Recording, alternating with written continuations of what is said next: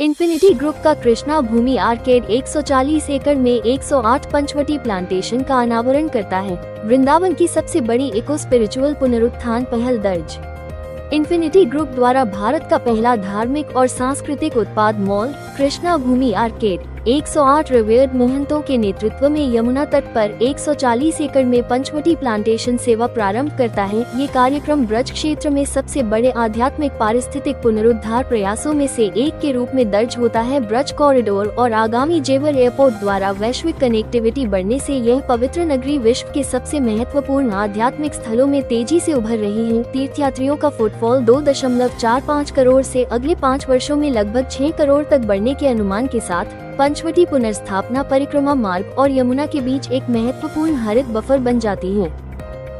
ये संतों का आशीर्वाद है, उनकी कृपा है कि वो यहाँ आए हैं आशीर्वाद देने के लिए। ये जो कार्य का शुभारंभ हो रहा है वृक्षारोपण का, ये बहुत बड़े और संत लोगों के हाथों से अगर ये वृक्षारोपण हो रहा है, नेचुरली ये बहुत आगे बढ़ेगा। तो संत के अलावा क्या हमारे यहाँ के ब्रजवासी या बाहर के हमारे लोग, उनका सपोर्ट रहेगा या नहीं रहेगा, उसके लिए क्या कदम उठाया जा रहा है? उनके लिए भी, उनको भी अनुरोध किया जा रहा है कि आप यहाँ आए, वृक्षारोपण करें और ये जो जगह बन रही है पावन भूमि, यहाँ पे जो फूल पत्ती सब लगेगी उसको एंजॉय करें, आए देखें। वृक्षारोपण के अलावा और क्या प्लानिंग है? जो जमीन जो मिला है नहीं, और कुछ नहीं, खाली वृक्षारोपण और फूल पत्तियों का ही हो। ये बहुत ही सुखद महोत्सव है, प्रभु की कृपा है, संतजनों का आशीर्वाद है जिसके कारण ये कर पाए हैं। एंड द आइडिया इज कि ये एक स्टार्टिंग है। पंचवटी में आज जो कार्यक्रम हो रहा है ये बहुत ही अद्भुत कार्यक्रम है। सब महात्मा जो यहाँ पे उपस्थित हुए हैं, जो सौभाग्य अपना सबका कि वृंदावन धाम में सबका ये हो रहा है। राधे राधे। ग्रुप जो कि कलकत्ता का है, उसने यहाँ पे ये जो भूमि है जहाँ पे वैष्णव कुंभ का आयोजन होता है, यहाँ पर 108 संतों को निमंत्रित करके यहाँ पे वृक्षारोपण का कार्यक्रम किया है। उत्तर प्रदेश सरकार ने इसके लिए उन्हें ये ज़मीन दी है कि यहाँ पे आप यमुना जी की कटान रोकने के लिए वृक्षों को लगाएं और उन वृक्षों को आगे आने वाले समय तक उनकी देखरेख करें।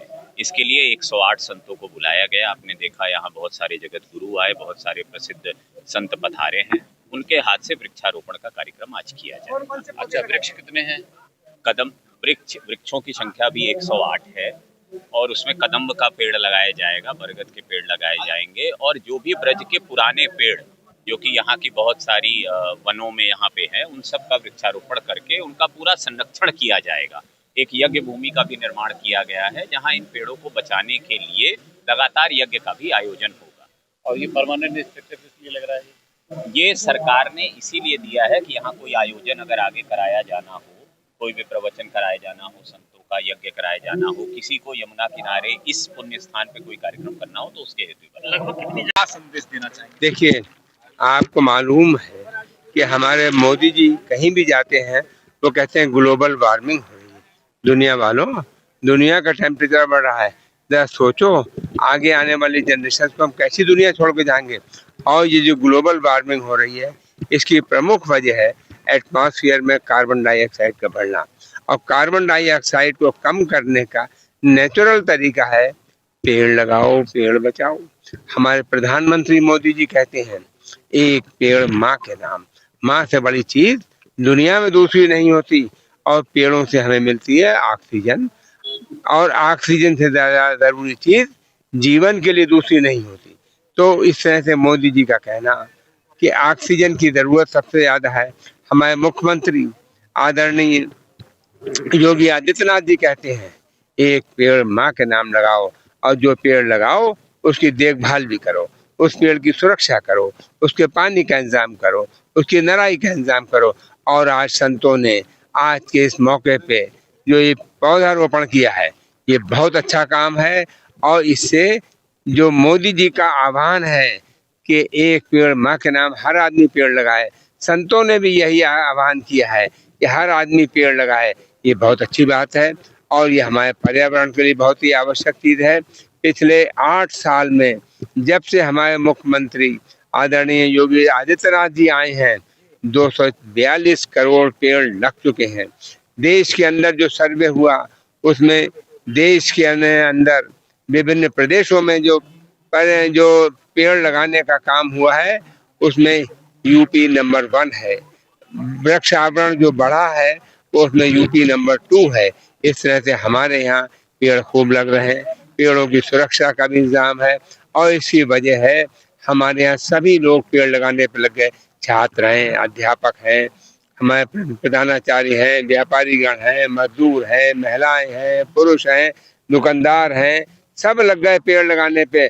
सभी एनजीओ लग गए पेड़ लगाने पे। और सबसे बड़ी बात यह है हमारे संतों ने भी आह्वान किया है पेड़ लगाने पे, संत भी लगा रहे हैं। और ये वो जगह है जहाँ पे सन 31 में जब हमारा कुंभ होगा तो यहाँ पे लोगों को ठंडक मिलेगी, यहाँ पे लोगों को पेड़ की छांव मिलेगी, यहाँ पे फ्रेश ऑक्सीजन मिलेगी। उसका इंतजाम अभी से किया जा रहा है और सभी संतों के द्वारा 108 प्लस बस 140 पंचवटी लगाई जा रही हैं। और पंचवटी आपने सुना कि भगवान राम पंचवटी में ही रहे और उन्होंने वनवास के समय पंचवटी में रहे। इसमें पीपल, पाकड़, बरगद, आम, गूलर और ये पेड़ लगते हैं और इन पेड़ों पे चिड़िया भी आती हैं, एनिमल्स भी रहते हैं और बंदर भी रहते हैं। तो मैं कहूँगा ठंडक भी रहती है, ऑक्सीजन भी सबसे ज्यादा मिलती है, टेम्परेचर भी कम होता है। तो पंचवटी का लगाना हमारे लिए बहुत ही अच्छी बात है, देश के लिए अच्छी बात है, प्रदेश के लिए अच्छी बात है। मेरा नाम रविशंकर है और मैं कृष्ण भूमि का चीफ मार्केटिंग ऑफिसर हूँ। और ये ग्रीनरी जो है वो मेरा बहुत प्रिय विषय है, इसलिए जितना भी हॉर्टिकल्चर और लैंडस्केप का काम है वो भी मैं सेवा करता हूँ कृष्ण भूमि की तरफ से। लगभग 2 वर्ष पहले हम लोगों ने इस पूरे ब्रजभूमि में 140 एकड़ का जो ये क्षेत्रफल है उसका संकल्प लिया था इसको हरा भरा कराने के लिए। शैलजाकांत सर के आदेश से ये कार्य हम लोगों ने शुरू किया। उसी क्रम में आज ये बिहार पंचमी पंचवटी महोत्सव किया जा रहा है। सबसे पहले तो समस्त देशवासियों को बिहार पंचमी की बहुत बहुत शुभकामनाएं, बहुत बहुत बधाई।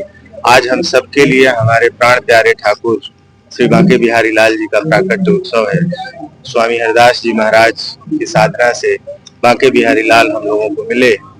ये सब हम लोगों के लिए आज जो हम सेवा कर पा रहे हैं हम स्वामी जी की कृपा से कर पा रहे हैं, अन्यथा ये सब संभव ना हो पाता।